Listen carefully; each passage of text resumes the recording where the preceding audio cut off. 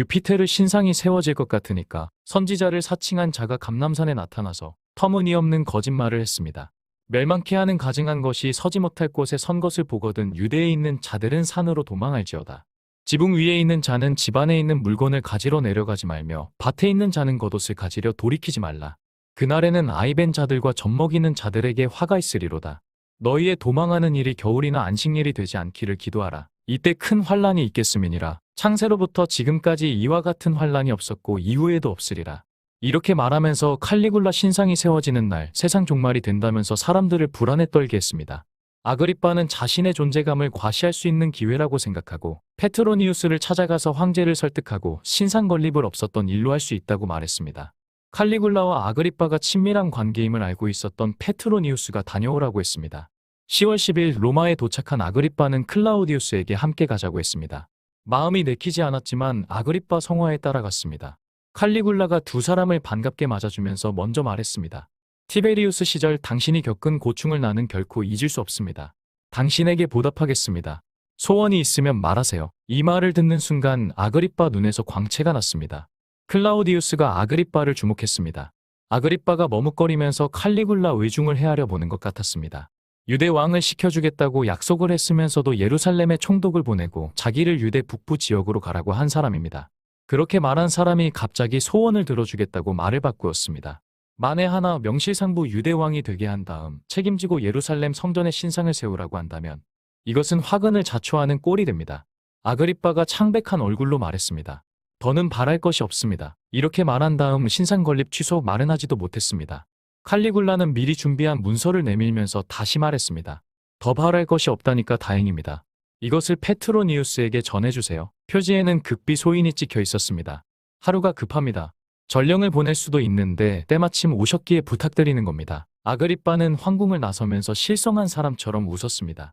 아그리빠와 클라우디우스는 동갑나기 50세였고 칼리굴라는 28세였습니다.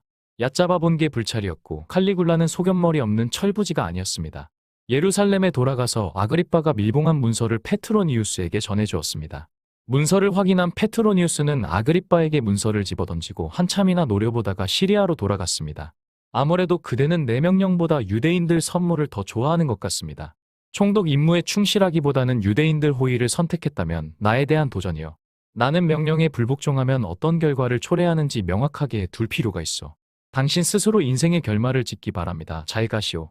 칼리굴라는 이집트 총독 플라쿠스에게 예루살렘에 가서 신상을 세우라고 다시 명령했습니다. 그렇게 되니까 예루살렘에서는 재앙을 선포하는 예언자들이 더 늘어나면서 유피테르 신상이 세워지는 날 세상 종말이 온다면서 소란을 피웠습니다. 칼리굴라의 오만한 행동은 무모할 정도로 돌발적이었습니다. 매형을 반역자로 몰아 죽이고 누이 동생을 유배 보냈으며 자신의 경호를 책임지고 있는 근위대 병사들과 카이레아도 믿지 못하겠다는 식으로 나왔습니다. 너희들도 내가 죽기를 바라느냐? 그렇다면 내가 죽어주마. 그러면서 자신의 몸에 칼을 들이댄 일도 있었습니다. 근위대 9개 대대장 이름을 하나씩 들먹이면서 이쪽 대장을 험담하다가 저쪽 대장을 험담하고 아버지 뻘되는 카이레아에게 늑다리 유약한 자 사내답지 못한 놈이라는 말을 하면서 속을 떠보기도 했습니다. 소일거리를 찾지 못하고 빈둥거리던 칼리굴라는 어처구니없게도 군대의 괴멸, 기아 전염병, 화재, 지진 등 온갖 재앙이 나타났으면 좋겠다는 말도 했습니다. 자기에게는 그와 같은 문제를 해결할 수 있는 능력이 있다면서 세상이 평온해서 속상하다는 말까지 했습니다. 이와 같은 칼리굴라의 언행을 클라우디우스가 속속들이 알고 있을 때 근위대장 가이우스 카이레아가 사람을 보내 만나자고 했습니다.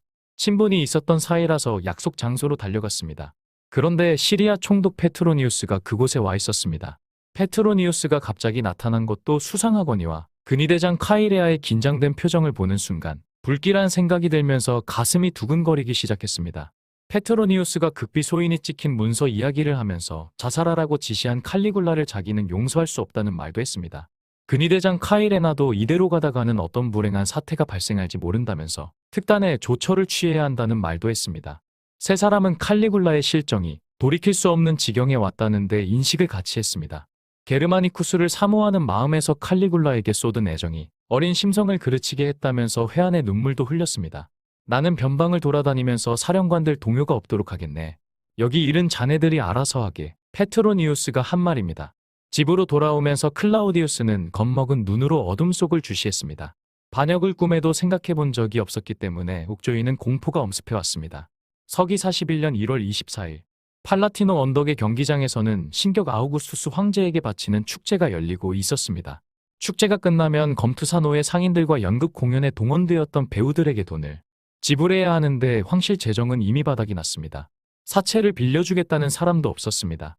황제 일행이 점심을 먹으려고 황궁으로 가는 비좁은 지하 통로를 지나가고 있을 때 카이레아가 단검으로 칼리굴라의 어깨를 내리쳤습니다. 그러자 앞에 있던 부관도 칼리굴라 가슴에 칼을 꽂았습니다. 비틀거리는 칼리굴라에게 카이레아가 다시 칼을 내리쳤습니다. 칼리굴라를 살해한 카이레아가 말했습니다. 나를 황제 살해범으로 원로원에 고발하게. 그렇게 말한 다음 앞장서서 원로원 회의장으로 사용하는 아폴론 신전으로 갔습니다. 근위대 병력을 장악하고 황제 살해범을 체포한 모양새로 나타난 클라우디우스 주변으로 원로원 의원들이 하나둘 모여들기 시작했습니다. 제위에 오른 클라우디우스가 급히 예루살렘으로 전령을 보내 신상 건립을 취소하라고 지시했습니다. 2월 말경 아그리빠가 한 걸음에 달려와서 기뻐 어쩔 줄을 몰라 했습니다. 폐하, 적절한 시기에 전령을 보내주셨습니다. 아그리빠는 충직한 신하로 클라우디우스에게 예를 갖추고 급박했던 당시의 상황을 말했습니다.